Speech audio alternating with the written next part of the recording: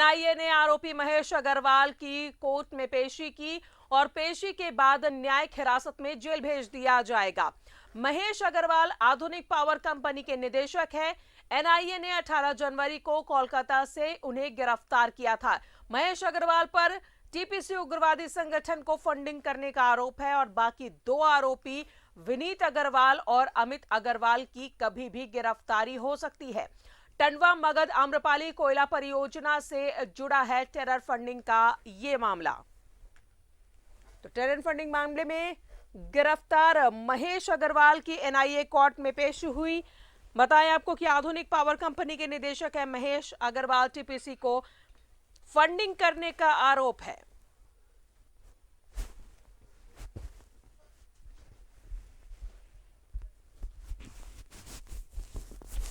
तो terror funding मामले में आज गिरफ्तार किए गए महेश अग्रवाल की एनआईए कोर्ट में पेशी हुई। बताया आपकी कोलकाता से गिरफ्तार किया गया महेश अग्रवाल एनआईए की कोर्ट में आज पेशी हुई और आधुनिक पावर कंपनी के निदेशक है महेश अग्रवाल। बताया आपको कि टीपीसी को फंडिंग करने का आरोप है।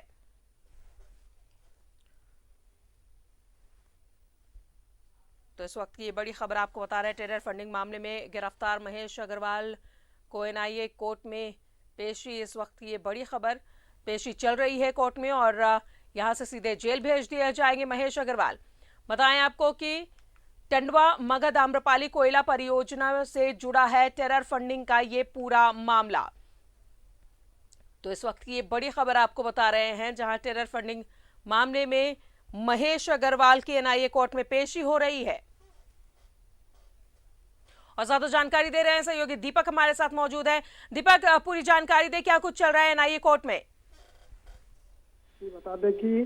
एनआईए ने 18 जनवरी को महेश अग्रवाल को उनके आवास से गिरफ्तार किया था और गिरफ्तार कर उन्हें कल 19 जनवरी को रांची लाया और जिसके बाद आज उन्हें कोर्ट में पेशी के लिए रांची एनआईए कोर्ट में लाया गया है और पेशी के बाद उन्हें न्यायिक हिरासत में भेजा जाएगा। इन पर आरोप है कि वो फाइनेंशियल फंडिंग नक्सलियों को करते थे, खासतौर पे जो टीपीसी उग्रवादी जो संगठन है उसको किया जाता था और इसको लेकर स्थानीय थाना में चतरा के स्थानीय थाना में मामला दर्ज हुआ था और जिसके बाद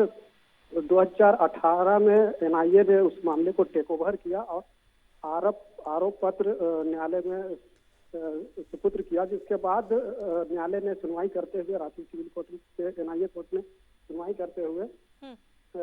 इन तीनों आरोपी जो महेश अग्रवाल है जो और विनीत अग्रवाल और अमित अग्रवाल, इन तीनों के खिलाफ गिरफ्तारी वारंट जारी किया और जिसको लेकर इन तीनों ने क्योंकि इन लोगों के ऊपर गिरफ्तारी की तलवार लटक रही थी तो इन लोगों ने बचाव के लिए हाईकोर्ट का दरवाजा खटखटाया और जहां पर स्टे लगा दिया इन लोगों के पीड़क कार्रवाई पर। इसके बाद कुछ दिन पहले, आज से 3-4 दिन पहले हाई कोर्ट ने मामले की सुनवाई करते हुए जो स्टे लगाया गया था उसको निरस्त कर दिया। उसके बाद से ही गिरफ्तारी की तलवार लटक रही थी और इसके बाद एनआईए ने कार्रवाई करते हुए महेश अग्रवाल को गिरफ्तार किया था। ये जो पूरा मामला है ये टेरर फंडिंग से जुड़ा यह मामला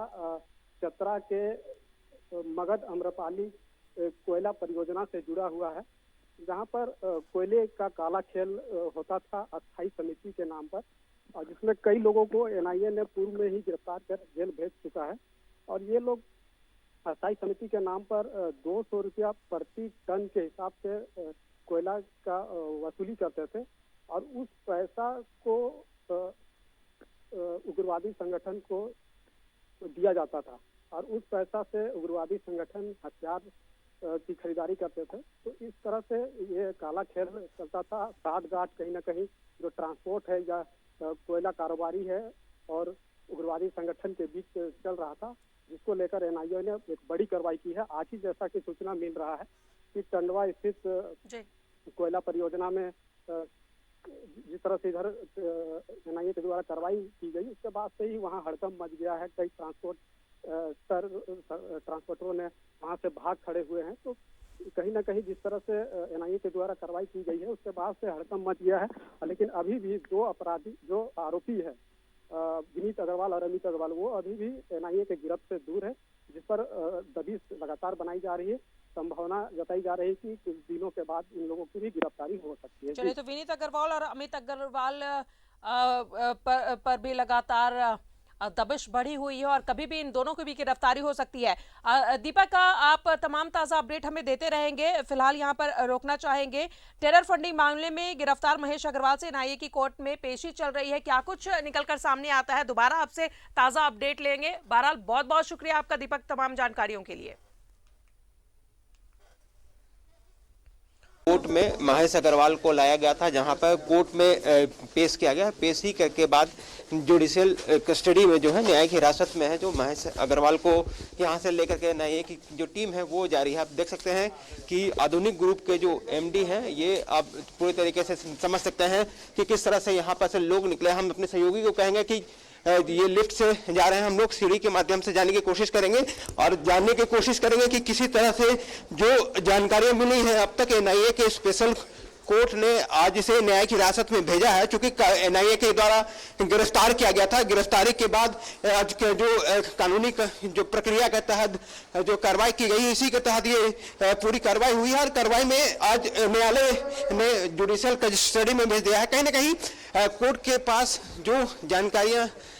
दी गई थी उसमें जिस तरह से आप समझ सकते हैं कि जो बातें कही गई थी और जिस तरह से चीजें बताई गई थी, आप समझ जो कोर्ट में पक्ष रखा गया था, पक्ष रखने के दौरान जो एनआईए ने बेल के लिए, रिमांड के लिए बातें कही थी, लेकिन एनआईए की तरफ से जो पक्ष रखा गया था कि इसमें न्यायिक हिरासत में रखने की बात कही गई थी, लेकिन जिस तरह से एनआईए ने अपने जो दस्तावेज है वो प्रॉपर तरीके से नहीं लेकर के आए थे, तो कहीं ना कहीं ये सारी बातें जो सामने रखी गई थी कि जिस तरह से टेरर फंडिंग से जुड़े मामले को लेकर के पूरी तरीके से कार्रवाई की गई है। टेरर फंडिंग से लेकर के जो मामले में कार्रवाई की गई है, कार्रवाई में आधुनिक पावर ग्रुप के जो एमडी हैं उन पर कार्रवाई की गई है। हमारे सहयोगी दीपक भी, हम दीपक से भी जानेंगे कि क्या कुछ कार्रवाई हुई है और किस तरह का ये जो पूरा मामला है, पूरे मामले में किस तरह की कार्रवाई जो है वो एनआईए के द्वारा की गई है और कोर्ट में क्या कुछ हुआ। दीपक, कोर्ट में क्या कुछ हुआ? कोर्ट में आज उन्हें पेशी के लिए लाया गया था। आधुनिक पावर कंपनी के जो निदेशक थे उनको आज पेशी के लिए लाया गया था और पेशी के बाद उन्हें न्यायिक हिरासत में जेल भेजा जा रहा है। और जिस वक्त उन्हें पेशी किया गया और पेशी के दौरान जो सुनवाई हुई उस दौरान महेश अग्रवाल आ गए हैं। एनआईए अपनी कस्टडी में इनको लेकर के न्यायिक हिरासत में भेज रहे हैं। कहीं ना कहीं एनआईए की तरफ से रिमांड के लिए प्रे किया गया था कोर्ट में, लेकिन कोर्ट में ने कहा है कि आप 3 दिन के बाद या फिर दूसरे तारीख, नई तारीख में आए, आपको जो रिमांड की चीजें हैं वो आपको दिया जाएगा। लेकिन इस पूरे मामले को लेकर के वहीं बचाव पक्ष के तरफ से जो जानकारियां दी गई थी उसमें बताया गया था कि जो आरोपी हैं वो पिछले दिनों कोरोना संक्रमित हुए हैं। कोरोना संक्रमित होने के दौरान वो जो है वो क्वारंटीन पे नहीं रहे हैं। तो कोर्ट ने भी मौखिक रूप से कहा है कि जो जेल मैनुअल के हिसाब से जो जानकारियां, जो सुविधाएं देनी चाहिए थी वो एनआईए की जो गाड़ियां थी, दोनों ही गाड़ियां अब कोर्ट के परिसर से बाहर जा रही है। कहीं ना कहीं अब इस पूरे मामले में अपने सहयोगी जो कि हमारे कोर्ट के रिपोर्टर हैं दीपक, दिन भर जैसे इंतजार किया हम लोगों ने आज यहाँ पे, अब दिन भर की गतिविधियां जो थी एनआईए क्या कुछ रही और अभी जब कोर्ट में पेश किया तो कोर्ट के अंदर से क्या कुछ बातें हुई, एनआईए ने क्या पक्ष रखा, क्या कुछ जानकारियां? कोर्ट में जैसे ही उन्हें पेशी के लिए लाया गया और पेशी करने के बाद उन्हें न्यायिक हिरासत में जेल भेजा जा रहा है। चूँकि कोरोना पॉजिटिव वो पाए गए थे अब से कुछ दिन पहले, और उसके बाद एंटीजन टेस्ट जो हुआ था कोलकाता में तो वो नेगेटिव आया था। तो कोरोना प्रोटोकॉल के तहत उन्हें फ़िलहाल क्वारंटीन में रखने का आदेश न्यायालय के द्वारा दिया गया है। तो फिलहाल वो क्वारंटीन में ही रहेंगे। और जिस तरह से इस मामले में एनआईए को लग रहा था कि इस पर बेहतर पूछताछ करने से कुछ खुलकर सामने निकलकर बहुत चीज़ें आ सकती है, तो 3 दिनों का रिमांड पर लेने के लिए उन्होंने एक याचिका दी है, अर्जी दी है, आवेदन दिया है। और जिस पर न्यायालय ने कहा है कि अगर आपको कस्टडी में लेना है, पूछताछ करना है, तो 3 दिन के जब डिमांड मांग रहे हैं आप, तो उनके जिस ग्राउंड पे आप रिमांड मांग रहे हैं उनका तमाम दस्तावेज के साथ आप कोर्ट में प्रस्तुत करें, जिस पर संभवतः 3 दिन बाद सुनवाई होगी और सुनवाई के बाद न्यायालय निर्णय लेगा कि क्या इन्हें रिमांड पर देना है या नहीं देना है। उसके बाद अग्रवाल कोरोना आज पॉजिटिव जिस तरह से सुनवाई हुई, एंटीजन में हालांकि नेगेटिव आया है, लेकिन अब क्वारंटाइन किए जाएंगे। लेकिन विनीत अग्रवाल और अगर अमित अग्रवाल जिस तरह से सुनिए राजदा जो महेश अग्रवाल को कोलकाता से जब पुलिस ने गिरफ्तार किया था, गिरफ्तारी के पहले वो कोरोना पॉजिटिव होने की बातें कही गई हैं कि वो पहले पॉजिटिव थे, अब वो नेगेटिव हैं। एनआईए के भी जांच में, एंटीजन जांच या दूसरे जांच में भी नेगेटिव है। तो ऐसे में इन सारी बातों को ध्यान से सुनते हुए जो स्पेशल कोर्ट के जो जज थे एनआईए के, उन्होंने कहा है कि ठीक है, ये सारी प्रक्रियाएं चल रही हैं, एंटीजन टेस्ट हो, आरटीपीसीआर हो या फिर दूसरे टेस्ट हो। आज आरटीपीसीआर टेस्ट करा करके भी एनआईए ने महेश अग्रवाल को यहाँ पर लाया, तो कहा है कि कोई दिक्कत नहीं है, जो ये जेल जाएंगे, न्यायिक हिरासत में जब जाएंगे तो ये क्वारंटीन सेंटर पे ही रहेंगे, जो कि जिस तरह के जो कोविड के गाइडलाइन के अनुसार कैदियों को रखी जा रही है, उस गाइडलाइन के अनुसार ही रखा जाएगा। हालांकि इस दौरान ये भी कहा गया है कि जो बचाव पक्ष के लोग थे, महेश अग्रवाल के तरफ से जो लोग थे, उन्होंने कई दवाइयां और कई सर्टिफिकेट एनआईए के स्पेशल जज के समक्ष रखा और कहा कि इनके हेल्थ इश्यूज हैं, बीपी जो है वो अप और डाउन हुए हैं, तो कहीं ना कहीं इनको थोड़ी सी राहत देनी चाहिए और अगर जरूरत ना हो तो इसे अलग हॉस्पिटल या दूसरी जगह पर शिफ्ट किया जाना चाहिए। तो इस पर जो है वो कोर्ट ने पूरे मामले को सुना और बताया कि जेल जाने से पहले ये सारी चीजें, बीपी का जो प्रॉब्लम ये होता है, मौखिक रूप से कही गई है। मैं खुद वहां पे मौजूद था, सुन रहा था सारी सुनवाई को, तो उस दौरान ये सारी बातें कही गई थी। लेकिन अब जब एनआईए ने ये भी कहा कि सर उनको 3 दिनों का जो है रिमांड चाहिए, तो कोर्ट की तरफ से कहा गया कि इस पूरे मामले पर आप 3 दिन के बाद आइए। 3 दिन के बाद अगर आपके पास जो बैकग्राउंड में, जिस बैकग्राउंड में आप महेश अग्रवाल को रिमांड लेना चाहते हैं, उस बैकग्राउंड के हिसाब से आपके पास प्रॉपर तरीके से दस्तावेज रखिए और उसके बाद आप जो है वो यहाँ पाइए। 3 दिन के बाद जब अगली तिथि जिस दिन भी निर्धारित की जाएगी, उस दिन जब सुनवाई की जाएगी, उसके बाद विचार किया जाएगा कि एनआईए को रिमांड में देनी है या फिर नहीं देनी है। लेकिन ये सारी चीजें आज प्रक्रिया चलती रहे, क्योंकि टेरर फंडिंग से जुड़े जिस तरह से मामले को लेकर के लगातार एनआईए यह कोशिश कर रही थी कि जो 3 आरोपी हैं उनकी गिरफ्तारी की जा सके, और इसके गिरफ्तारी के लिए जैसे ही हाईकोर्ट में पूरे मामले पर स्टे हटा, उसके आवेदनों को खारिज किए गए, उसके बाद एनआईए ने फौरन कोलकाता से 18 जनवरी को गिरफ्तार किया और उसे अपने जो है कस्टडी में ले लिया। इसके बाद आज न्यायिक प्रक्रिया के तहत आज कोर्ट में पेश की गई और कोर्ट में पेश करने के बाद इस पूरे मामले पर सुनवाई हुआ। सुनवाई के दौरान ये सारी बातें कही हैं। अब दीपक, हम आपसे भी ये भी जानना चाहेंगे कि अब आगे की प्रक्रिया क्या कुछ हो सकती है? क्या बेल के लिए जाएंगे या फिर जो रिमांड की अवधि मांग रहे थे, बैकग्राउंड जो हेल्थ इश्यूज के बारे में भी कई सर्टिफिकेट, दवाइयाँ भी पेश की गई कोर्ट के समक्ष, क्या कुछ लगता है अब आगे क्या कुछ हो सकता है? वो चाहेंगे तो बेल की डिमांड कर सकते हैं, चूंकि जिस तरह से उनकी गिरफ्तारी हुई है और उसके बाद काफी लंबे समय से वो चलिए, तो ग्राउंड तो बनाया जा सकता है, कई ग्राउंड पर बेल के लिए अप्लाई भी किया जा सकता है, वो तो खैर बात की बात है इमरान। लेकिन विनीत अग्रवाल और अमित अग्रवाल की अगर बात करें तो तलवार इनके सर पर भी लटक रही है, कभी भी इनकी गिरफ्तारी हो सकती है। राजदा, आज महेश अग्रवाल को कोर्ट में पेश किया गया और एनआईए इस पूरे मामले पर जो कि पूर्व में भी जब हमारी बातचीत है, हमारी रिपोर्ट के माध्यम से हम लोगों ने दिखाया कि किस तरह से एनआईए इस पूरे मामले में गंभीर है, लगातार एक एक स्टेप को गंभीरता से ले रहा है और इस पूरे मामले पर कार्रवाई की जा रही है। तो अन्य जो 2 आरोपी इस पूरे मामले में अब भी फरार है, उनकी गिरफ्तारी के लिए कभी भी एनआईए की टीम जो है कहीं से भी गिरफ्तार कर सकती है। उनकी थोड़ी सी भी जानकारी अगर एनआईए को प्राप्त होती है तो कहीं ना कहीं उनको गिरफ्तार किया जा सकता है। चूंकि हाईकोर्ट से जैसे ही इस पूरे मामले पर अगर आप देखेंगे कि स्टे हटा, एनआईए ने फौरन कोलकाता में उनकी जो अपनी टीम थी जो संभावित जो थी वो नजर रख रही थी हाईकोर्ट के हर एक रुख का। जैसे ही उसको पता चला कि स्टे हट गया, अब वो कार्रवाई कर सकते हैं, गिरफ्तारी की जा सकती है, तो वैसे ही एनआईए ने वहां पर फौरन कार्रवाई करते हुए उनके गिरफ्तार कर लिया। और उसके बाद हालांकि इनके अन्य 2 जो लोग फरार हैं उनके ठिकानों पर भी छापेमारी की गई थी, लेकिन वहां से तमाम जो लोग थे वो फरार चल रहे थे। अब देखना होगा कि इस पूरे मामले में अन्य 2 लोगों की गिरफ्तारी एनआईए कब तक कर पाती है, और जब अगले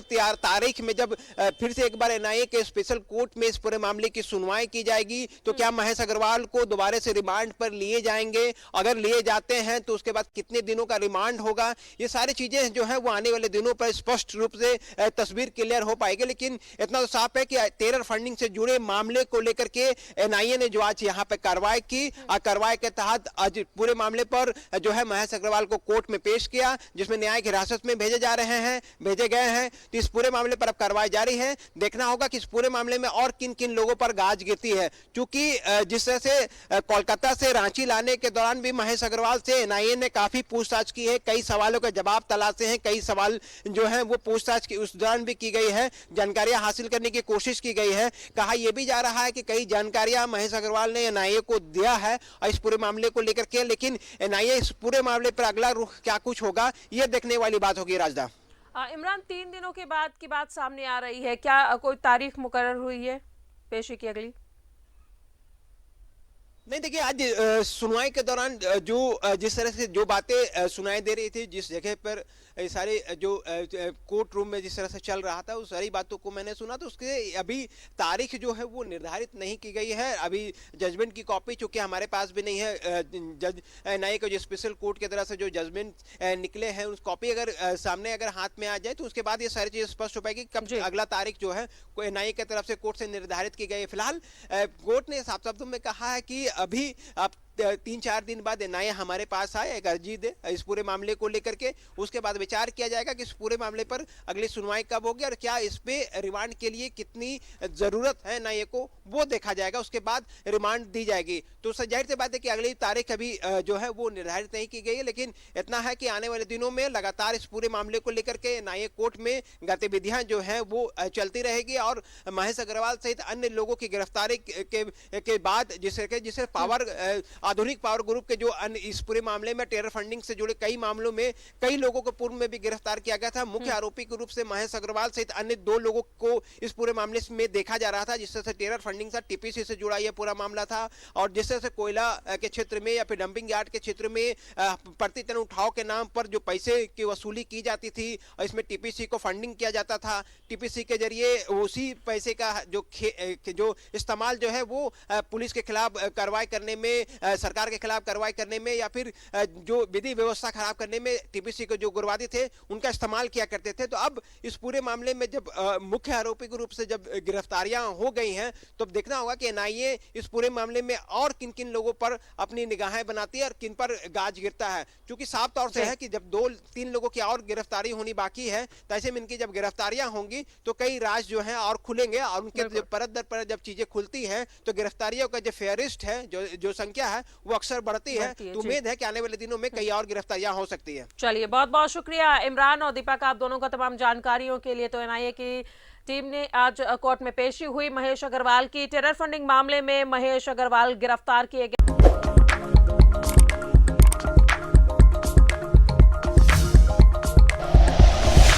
like and share videos, subscribe करें हमारा चैनल और प्रेस करें बेल आइकॉन। न्यूज़ 11 भारत, सच है तो दिखेगा।